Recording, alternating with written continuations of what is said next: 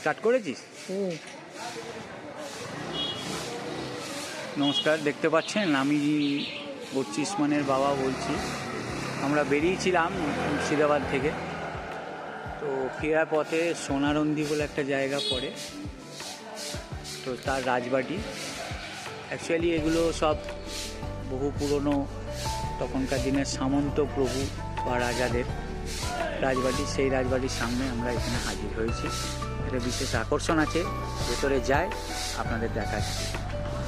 রয়েছে আমার সঙ্গে বর্চিসমান, আমার ছেলে, তার প্রিয় গাড়ি নিয়ে। গাড়িটার আবার রিসেন্ট মডিফাই করেছে, ভীষণ সুন্দর দেখাচ্ছে।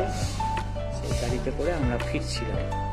এখন আমরা রাজবাড়ির গেটে ছিলাম, প্রবেশদ্বার যেটাকে বলে। এখন আমরা আরেকটু ভেতরে এসেছি। দেখা যাচ্ছে যে বহু পুরনো একটা রাজবাড়ি এখন প্রায় ভগ্নস্তূপে পর্যবসিত হয়েছে। আমরা এর আগেও একবার এসেছিলাম আমি ব্যক্তিগতভাবে, তখন রাজবাড়ির বংশধরদের কয়েকজনের দেখা পেয়েছিলাম। জানি না আজকে আর তারা আছেন কিনা, তবে একদমই ভগ্নস্তূপ অবস্থা এবং ভেতরে খুব একটা ইন্টারেস্টিং ব্যাপার আছে। আমরা যাই, গিয়ে দেখব। আমরা ঢুকে পড়েছি রাজবাড়ির ভেতরে।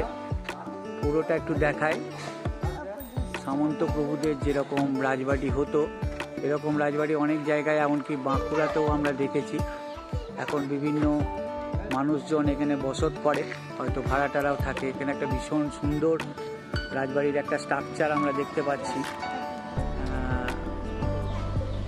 এখানে বসে হয়তো তখনকার দিনের প্রভু বা সামন্ত রাজারা করতেন, আনন্দ উপভোগ করতেন।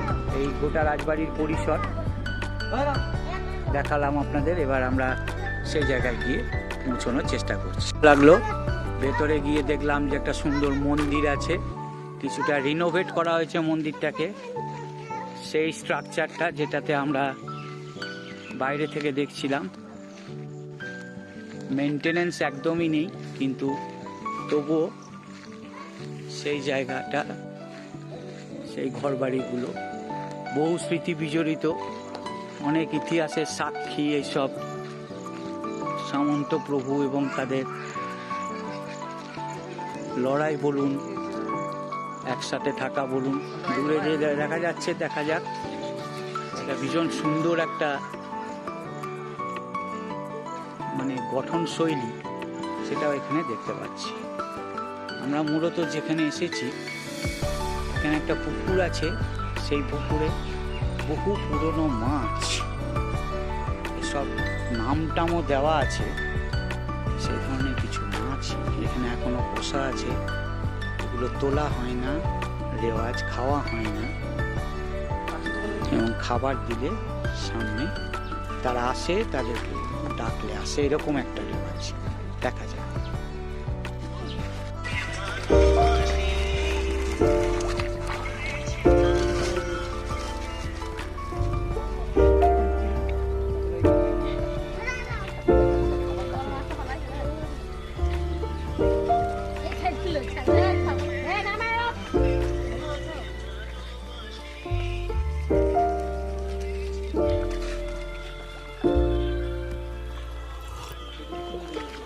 Found the one, you should never give her up.